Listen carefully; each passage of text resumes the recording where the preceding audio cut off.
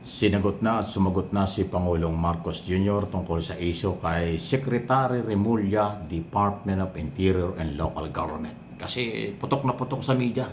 Social media lalatikit ang sinasabing hindi magandang performance nito at saka dapat daw ipalitan na, dapat ay mag-resign, kung ano-ano. Ito yung sagot ng Pangulo, tungkol sa direktang tanong sa kanya ng mga mamamayan. Fine with Secretary John Vic Remulla as the LNG chief, Natawa because siya. given the strengths of fugitives of justice being able to go past law enforcement. But yes, I don't know why that rumor went around. I think somebody wants his job. Kaya kinakalat na matatanggal na siya para siguro ang inaasahan nila sila ay mailagay. Pero wala kami pinaplano na gano'n. The only latest change in the cabinet was in Dole. Because Secretary Benny has asked to take a step back. He has some issues that he has to deal with. And so we have appointed a new cabinet secretary for Dole, which is former Senator Francis Tolentino. Thank you, Mr. Sir, President. just to follow up, Sir, just on the Senate matters po, Senator Dante Marcoleta said that the Senate presidency of Alan Peter Cayetano is the only one without Malacanang's blessing. What can you say about that? Oh, blessing? May blessing daw Malacanang, parang gano'n pinapalabas. Sandali at parang yung paratang ni Cayetano na para bang may alam yung Malacanang, ang gano'n, matindi na. Tingnan natin kung anong, paano sasagutin yan ng Pangulo. Sandali lang sandali Dahil mahalaga yung tanong na yan tungkol dun sa issue pa rin sa Senado. Malacanang doesn't give a rubber stamp to the Senate President. The Senate President is decided by the senators themselves.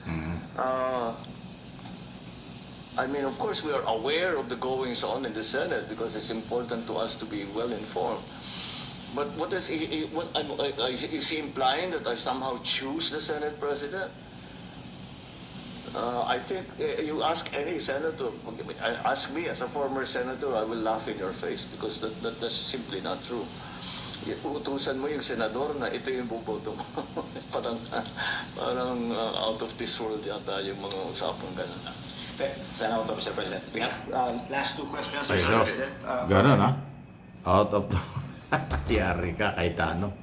Kasi si Cayetano po ang nagsalita niya sa kanyang Facebook page ata. Forward sa akin na sinasabi niya ngayon na parang nagigipit ang Malacanang at ngayon first time lang daw nagkaroon ng Senate President na hindi kontrolado ng Malacanang o hindi pinakailaman ng Malacanang. Parang pinapalabas niya lahat na lang nagiging Senate President. May basbas ng Pangulo. Sabi ng Pangulo, hindi mo pwedeng utusan ng Pangulo hindi pwedeng utusan ng Pangulo yung senador kung sinong iboboto. Talaga, sinagot na naman. Lumabas po yun. Nag-viral naman yung sinasabi ni Cayetano na ngayon lang daw nagkaroon ng Senate President na para bang walang basbas ang Malacanang. At ngayon tila parang gusto niya kung matatanggal siya as Senate President, nakialam ang Malacanang kung sinong iuupo. Di ba masyadong negative yun? Masyadong foul yun? Hindi trabaho ng Malacanang na makaalam sa Senate President kung sino gagawing Senate President dahil exclusive ang bumuboto dyan mga senador.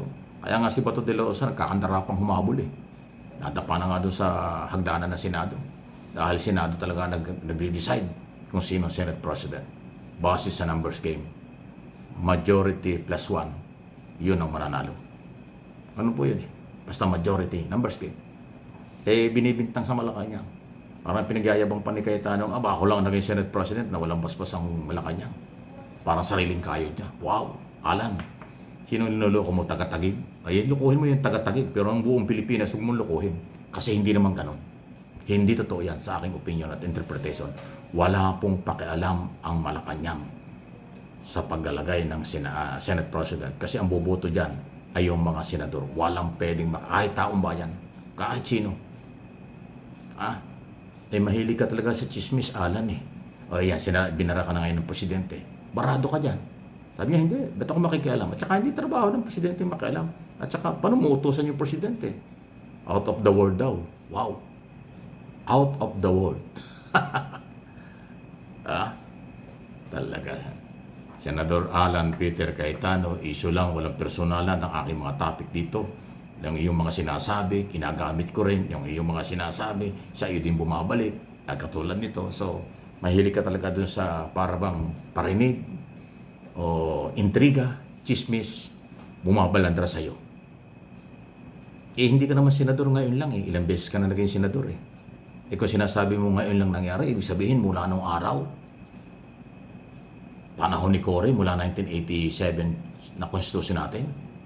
Sina Neptali Gonzales, Salonga, Pimentel, Enrile, sino-sino pa man naging Senate President, napakarami na. Pimentel again, at kung sino-sino pa dyan.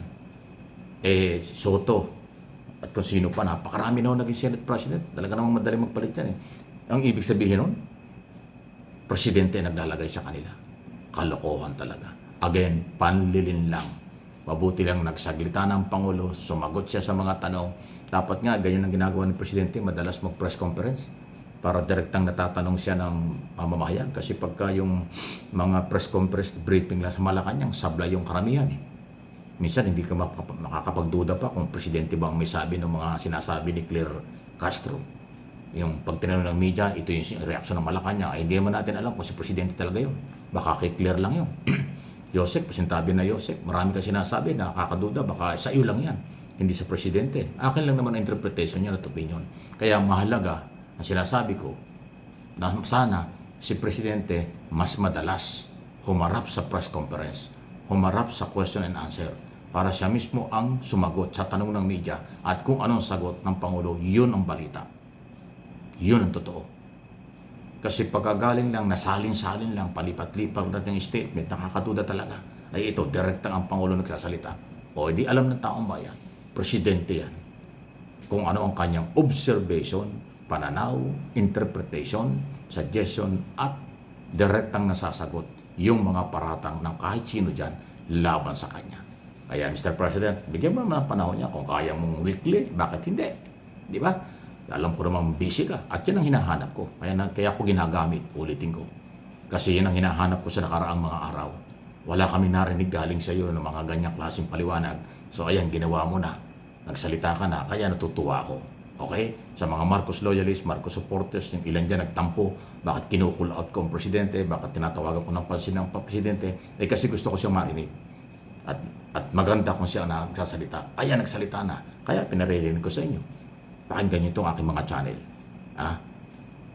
Yan ho inyo marinig kung ano sinabi ng Pangulo sa malayang palitan, press conference, balitaan, direkta sa kanya mula sa mga reporter na lehitimong nagtatanong sa kanya. Please like and share, subscribe and follow.